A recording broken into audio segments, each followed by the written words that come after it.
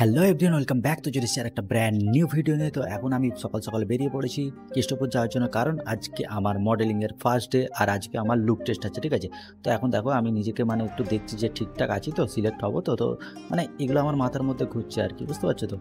তারপর আমি চলে আসি একদম বাগনান স্টেশন। তো আজকে আমি অনেক লেট করে বেরিয়েছি, বাড়ি থেকে বেরোতে আমার অনেক লেট হয়ে গেছে, আর বাগনানে আস্তে আস্তে আমার অনেকটা লেট হয়ে গেছে। তো আমি ভাবছিলাম যে কখন ট্রেন আসবে, আর ঠিক ভাবতে ভাবতেই ভাই ট্রেন এসে যায়। আর আমার ভাগ্যটা এতই ভালো যে ভাবতে ভাবতে ট্রেন এসে যায়, আর ফাইনালি আমরা এসে যাই সাঁতরাগাছি। দেখো সাঁতরাগাছিতে আমাদের ট্রেন ঢুকে গেছে, আর খুব তাড়াতাড়ি এসে গেছি, কিন্তু আজকে বেশি কিন্তু লেটই হয় না। তো তারপর আমি নেমে ভাবছি যে এখন কোন দিক থেকে যাই।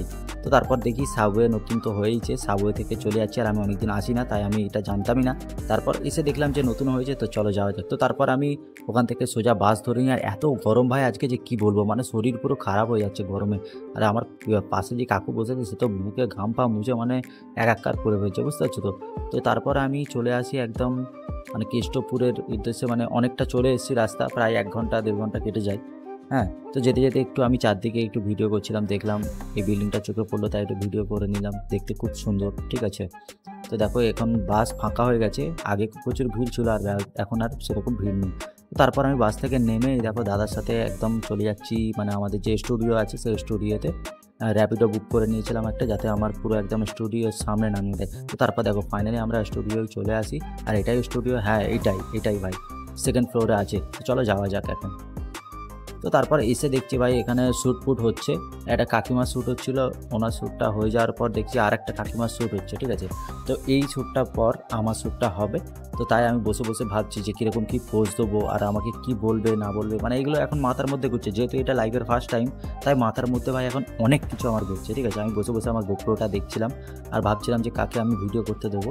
তো তারপর ফাইনালি আমি পেয়ে যাই আমার একটা ভাইকে, সে আমাকে বললো যে হ্যাঁ দাদা আমি ভিডিওটা করে দেবো।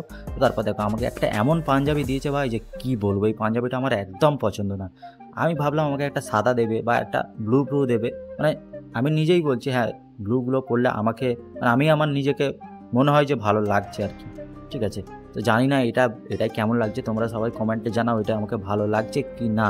আর এটা পরে আমাকে সিলেক্ট করবে নাকি আমি তাও জানি না। পাঞ্জাবিটা এতই বেকার যে আমি তো এটা দেখেই আমার মনে হয়ে গেছে যে না, আমি তো আর সিলেক্ট হচ্ছি না, ঠিক আছে। তো আজকে মূলত আমার লুক টেস্ট, ওরা আমাদের জানাবে যে আমি সিলেক্ট হয়েছি কি না, ঠিক আছে।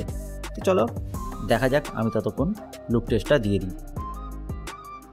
তো তারপর সব কিছু শেষে আমরা বেরিয়ে পড়ি। আর ভাই একটা মজার কথা বলবো, সেটা হচ্ছে আমরা এখানে এসে একটা ভাইয়ের সঙ্গে দেখা হয়ে গেছে। তো আমরা শ্যুট থেকে বেরিয়ে পড়েছি, আর এখন বাস ধরতে যাচ্ছি, আর আমার আস্তে আস্তে অনেক লেট হয়ে গেছিলো, আমার প্রায় বেজে গেছিলো 2টো থেকে টাইম ছিল। আর আমি আগেই কল করে বলেছিলাম যে আমার একটু লেট হবে যেতে, ওরা বলেছিল যে 2:30টার মধ্যে আসতে হবে। আমি তারপর বললাম যে হয়তো 2:30টা না, আর একটু বেশি হয়ে যাবে। তো তারপর আমি 3টের সময় এসেছিলাম, আর এখন কটা বাজে রে, 4টে বাজে, 3:30 আধ ঘন্টায় ভাই সব কমপ্লিট, শ্যুট কমপ্লিট। এই যে ভাইয়ের সঙ্গে দেখা হচ্ছে, এদেরও বাগনানে বাড়ি। চ্যানেলের নামটা একটু বলে দে। অর্ঘ অফিসিয়াল। ভিডিও ভালো লাগলে লাইক কমেন্ট শেয়ার আর সাবস্ক্রাইব করে দিও। একদম, ভিডিওটা ভালো লাগলে লাইক কমেন্ট মনে করে করবে, আর সাবস্ক্রাইব করে বেল আইকনটাও মনে করে প্রেস করে রাখবে, ঠিক আছে। চলো এখন আমরা গিয়ে বাসটা ধরি, ঠিক আছে, চলো যাই। তারপর আমরা বাস ধরার জন্য একদম এখানে চলে আসি বাস স্ট্যান্ডে। আর এখানে কিন্তু দেখো ভাই ওই পারে জ্যাম চলছে, খুবই জ্যাম চলছে, ঠিক আছে। আর এখানে বাস, আমরা অনেকক্ষণ থেকে দাঁড়িয়ে আছি কিন্তু এখনও বাস পাচ্ছি না, বাস এখানে খুবই কম। তো তাই ভাবছি যে কি করব, টাইমটাও অনেক হয়ে যাচ্ছে আস্তে আস্তে।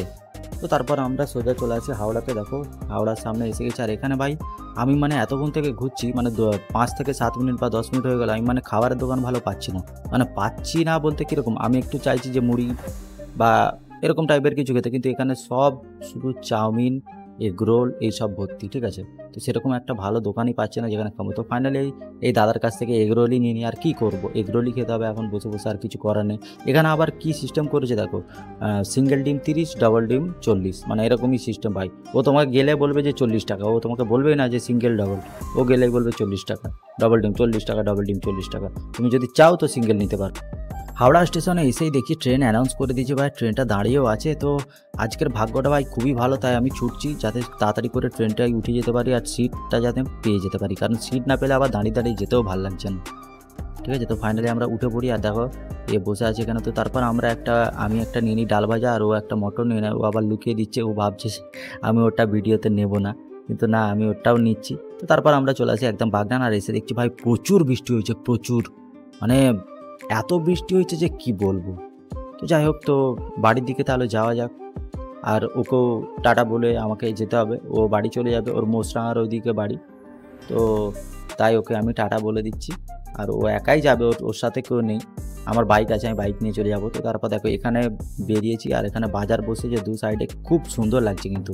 তো ভিডিওটা ভালো লাগলে like, comment, share and subscribe করতে ভুলবে না কিন্তু। সকলে ভালো থেকো, সুস্থ থেকো, টাটা।